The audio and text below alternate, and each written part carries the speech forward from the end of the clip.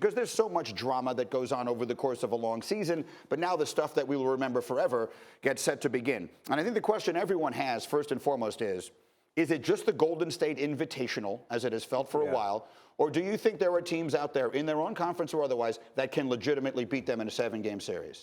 I think it's a Golden State Invitational, and here's why. I mean, with the addition of Bogut, Bogut is a very underrated pickup. He's one of the best screeners, if not the best screeners in the game. He'll always get Clay open. He'll always get Steph open. He's such a great passer. When you look at the rest of the league, I don't know if the rest of the league really believes that they can beat Golden State.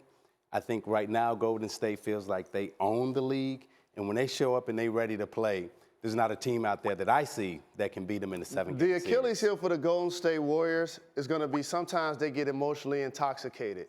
And we know that DeMarcus Cousins, as well as Draymond Green, they like to bark at the officials. So they get drunk? Emotionally.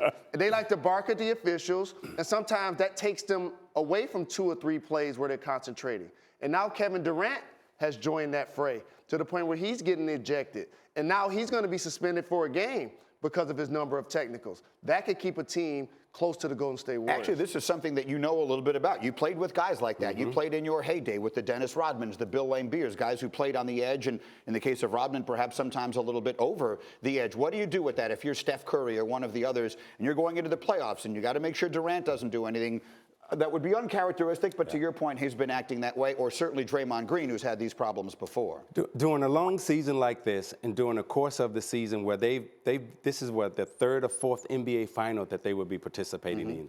So you need guys like that who are going to push you emotionally, who's going to take it to the edge, because there are some guys on your team who may not be able to get there emotionally. So the Draymonds, the Durants right now, who play with so much energy and can get themselves so worked up, it lets Clay, it lets Steph, and it reminds them that, hey, there's another level emotionally that we have to get to. Another point that I want to bring up here, because, Isiah just held court in our meeting this morning, and it was fascinating, was there's all this talk about super teams in the NBA right now. That is the overwhelming topic of conversation, and it's a choice of words that we use. But you were making the point, in your mind, this is nothing new.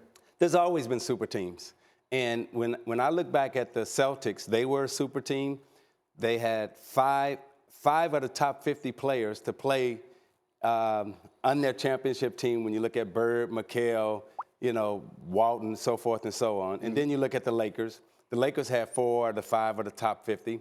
You go back to Philadelphia with Dr. J, Moses Malone. There's always been super teams. I think what has happened right now is that guys are talking about it so much, and they've given it a new verb, so to speak, or a new adjective in terms of how you describe it.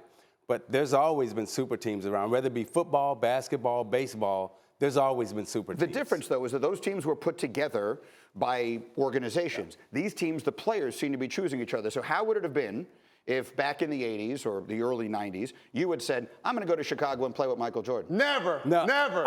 I wouldn't have said I'm going to go play with him, but I would have said he could come play with me. or if I got traded to Chicago, I wouldn't have been mad. To play along Jordan in Chicago. I grew up in Chicago, so that would have been a dream. Zeke is exactly right. Super teams have always existed in the NBA. Just think about it like this. The Los Angeles Lakers and the Celtics franchise have 50% of the total championships in the history of the NBA.